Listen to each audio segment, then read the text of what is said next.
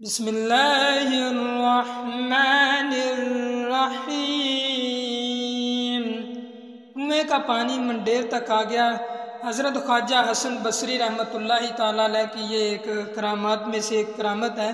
ایک دفعہ کا واقعہ ہے کہ ایک چھوٹا سا قافلہ حضرت خواجہ حسن بصری کے ہمراہ بیت اللہ کے حج کو گیا۔ راستے میں سارے قافلے کو بہت پیاس لگ گئی۔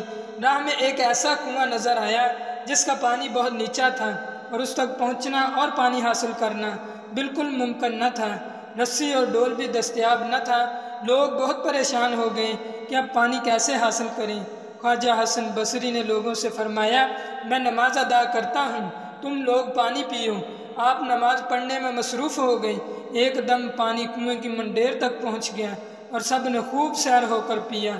اس قافلہ کے کچھ لوگوں کے دل میں یہ خیال پیدا ہوا کہ کیوں نہ پانی کسی چیز میں ڈال لیا جائے تاکہ آگے راستے میں پانی کی کمی محسوس نہ ہو۔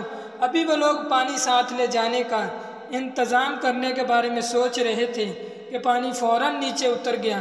خواجہ حسن بصری نماز سے فارغ ہوئے تو لوگوں سے کہا، تم نے خدا پر بھروسہ نہ کیا اور قناعت سے بھی دامن خالی کیا، اسی وجہ سے پانی کنویں میں اتر گیا۔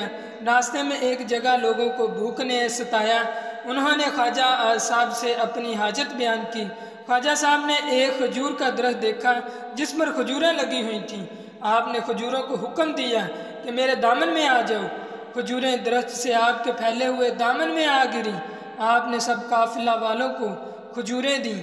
جو شخص کھجور کھاتا اور حیران ہوتا کہ ہر کھجور کی گٹھلی سونے کی ہے، لوگ گٹھلیوں کو مدینے لے گئے اور فروخت کیا اور اپنی ضروریات پوری کرنے کے علاوہ باقی مال خیرات کر دیا۔ خواجہ حسن بصری رحمۃ اللہ تعالیٰ علیہ نے لوگوں سے کہا، اللہ تعالیٰ نے آپ لوگوں کو آج کا انعام سونے کی ان گٹھلیوں کی شکل میں دیا ہے، لہٰذا ہمیشہ صبر اور توکل کا دامن تھامے رکھو۔